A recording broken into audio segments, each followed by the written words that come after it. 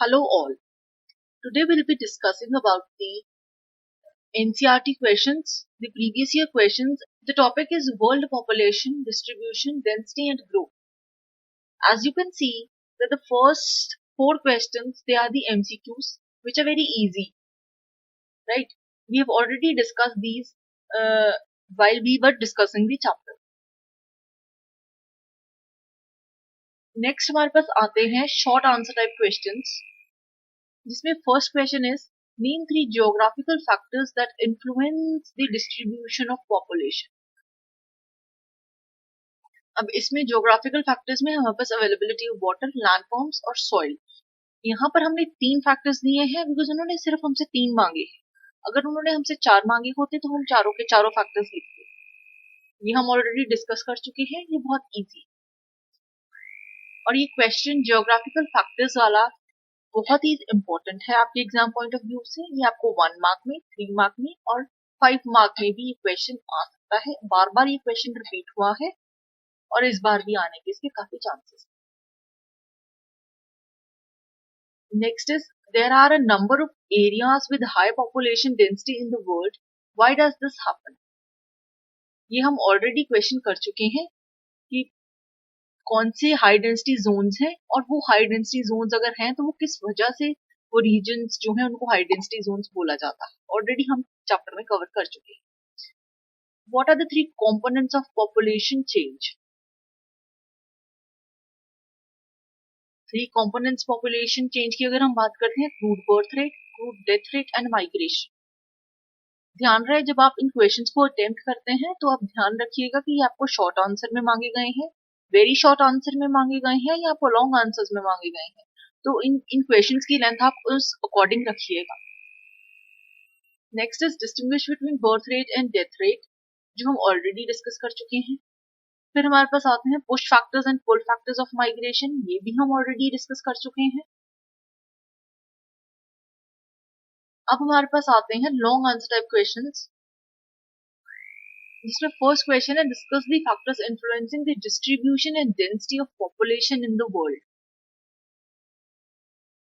अब बात करते हैं फैक्टर्स इन्फ्लुएंसिंग द डिस्ट्रीब्यूशन की। तो इसमें 3 टाइप्स ऑफ फैक्टर्स जो हैं वो कवर किए जाते हैं, जिसमें फर्स्ट इज जियोग्राफिकल फैक्टर्स, जिसमें बस availability of water, landforms, soil and climate. Economic factors की बात करते हैं तो हमारे पास मिनरल्स, अर्बनाइजेशन और इंडस्ट्रियलाइजेशन। और फिर सोशो कल्चरल फैक्टर्स। ये क्वेश्चन आप इसको एज इट इज ही अटेम्प्ट कर सकते हैं लॉन्ग आंसर टाइप क्वेश्चंस के लिए।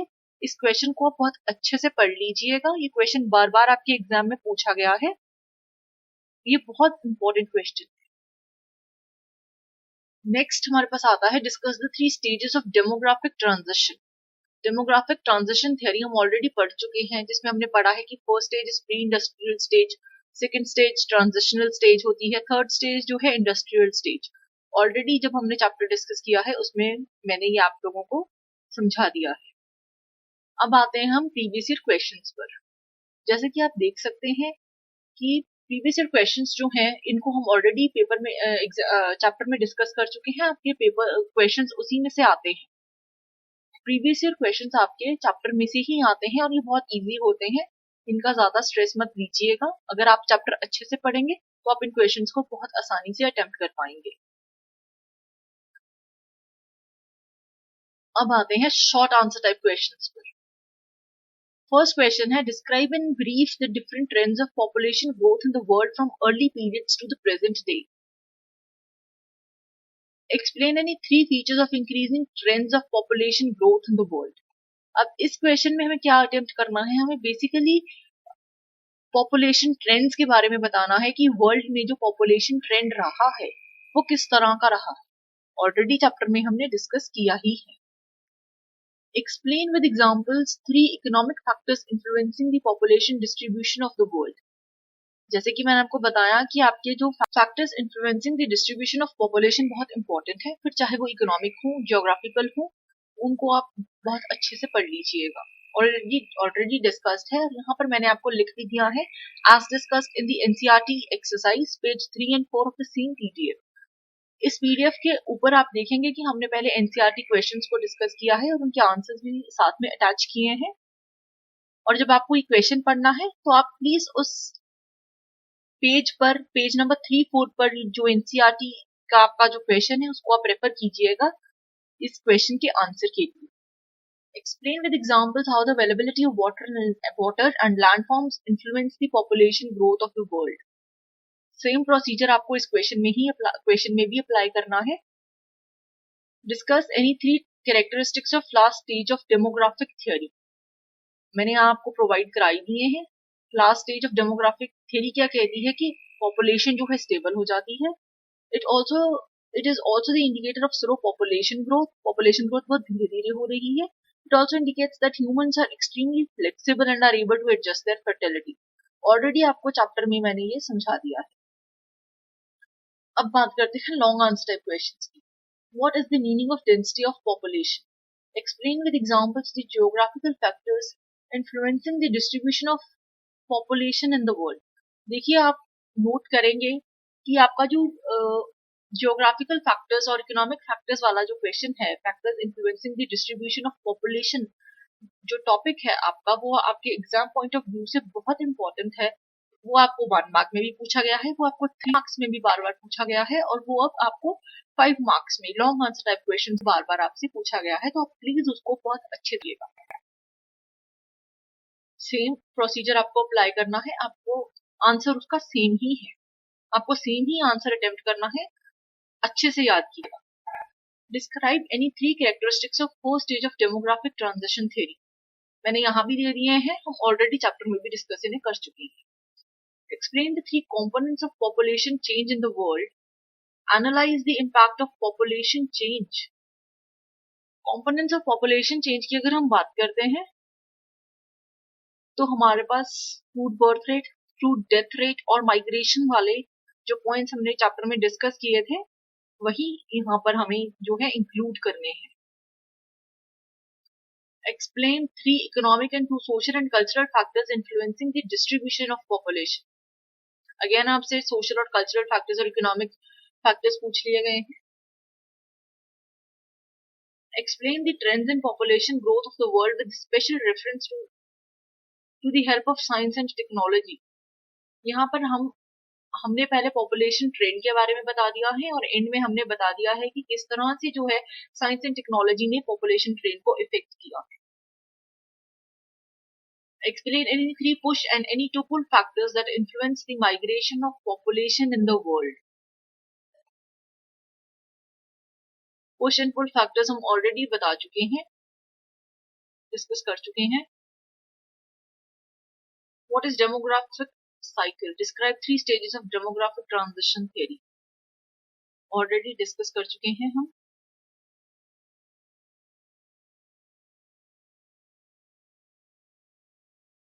When does positive population growth takes place? Explain the geographical factors that influence the distribution of population in the world. Positive growth of population कब होती है? वो तब होती है जब birth rate death rate से ज्यादा हो जाता है within the 2 points of time, और जब लोग permanently migrate कर जाते हैं एक एरिया में, तब जो population होती है उसको हम positive population growth बोलते हैं. और रही बात जियोग्राफिकल फैक्टर्स की, आंसर सेम है, ध्यान से पढ़ लीजिएगा. How is the mortality rate of region affected? Explain any 4 push factors responsible for immigration. Already हम डिस्कस कर चुके हैं. 90% of world's population lives in the 10% of its total land area, whereas remaining 10% resides in the 90% of its land area. Support the statement with suitable examples.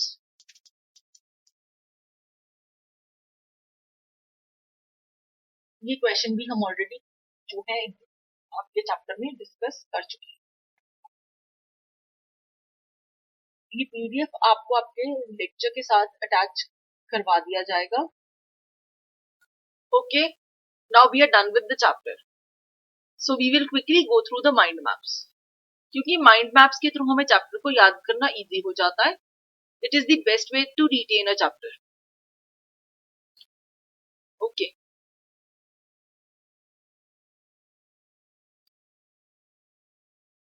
सबसे पहले हमने पढ़ा था patterns of population distribution के बारे में। तो पॉपुलेशन डिस्ट्रीब्यूशन बेसिकली हमें ये बताती है कि how the people are placed on earth surface. 90% population जो है वो 10% लैंड पे रहती है, जिसमें से 60% पॉपुलेशन जो है वो 10 कंट्रीज की है, जिसमें से 6 कंट्रीज एशिया की हैं। नेक्स्ट हमने पढ़ा था डेंसिटी ऑफ पॉपुलेशन के बारे में। डेंसिटी एक क्वांटिटेटिव एस्पेक्ट है that basically tells us about the concentration of people in an area. It is measured in person per square kilometer.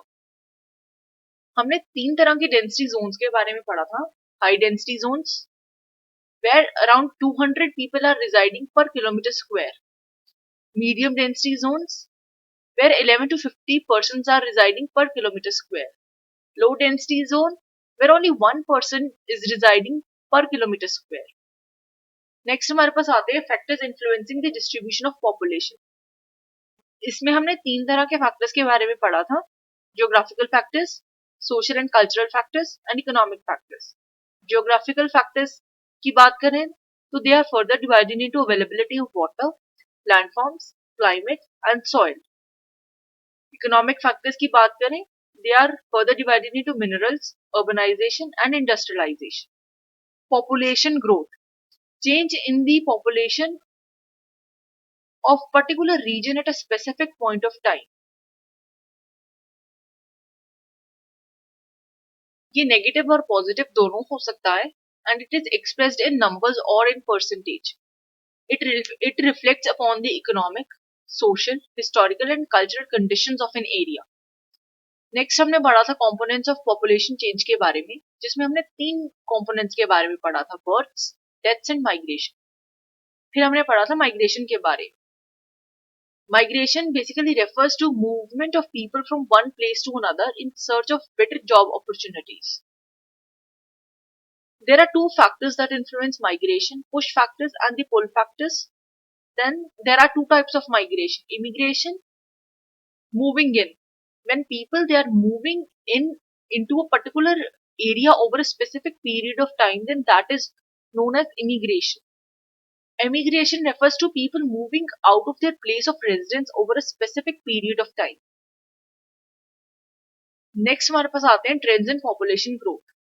Currently world की पॉपुलेशन की अगर हम बात करें तो it is more than 7 billion. Technological advancement और better health facilities की वजह से डेथ रेट रिड्यूस हो गया है, जिस वजह से पॉपुलेशन ग्रोथ जो है वो बहुत ज्यादा हो रहा है, जो एक बहुत बड़ी प्रॉब्लम पोज कर सकता है। नेक्स्ट हमने पढ़ा था इम्पैक्ट ऑफ पॉपुलेशन चेंज के बारे में। पॉपुलेशन ग्रोथ एक पर्टिकुलर पॉइंट ऑफ टाइम के बाद हार्मफुल हो जाता है, जिसमें सबसे मेजर पॉइंट हमने पढ़ा था डिप्लेशन ऑफ रिसोर्सेज के बारे में। जो रिसोर्सेज अभी तक एक पॉपुलेशन को सस्टेन करते आए हैं, वो रिसोर्सेज आगे आने वाली जनरेशन को सपोर्ट नहीं कर पाएंगे। लास्ट हमने पढ़ा था डेमोग्राफिक ट्रांजिशन थ्योरी के बारे में। इस थ्योरी की 3 स्टेजेस हैं। ये theory basically predicts the future population of an area. First stage इसमें आती है प्री इंडस्ट्रियल स्टेज, जिसमें अंडर डेवलप्ड कंट्रीज आती हैं, where birth rate and death rate both are high. Example, Africa. Next comes the transitional stage. This stage is of the developing countries where birth rate is high but death rate is low due to technological advancements. इस stage को हम population explosion stage भी कहते हैं। Example India and Pakistan. India और पाकिस्तान की countries currently transitional stage के under है।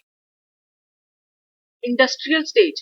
This stage is of developed countries where birth rate and death rate both are low due to better medical facilities and birth control is popularized. Example, USA and UK. Okay, now we are done with the chapter. You people now revise your chapter. All the best. Thank you.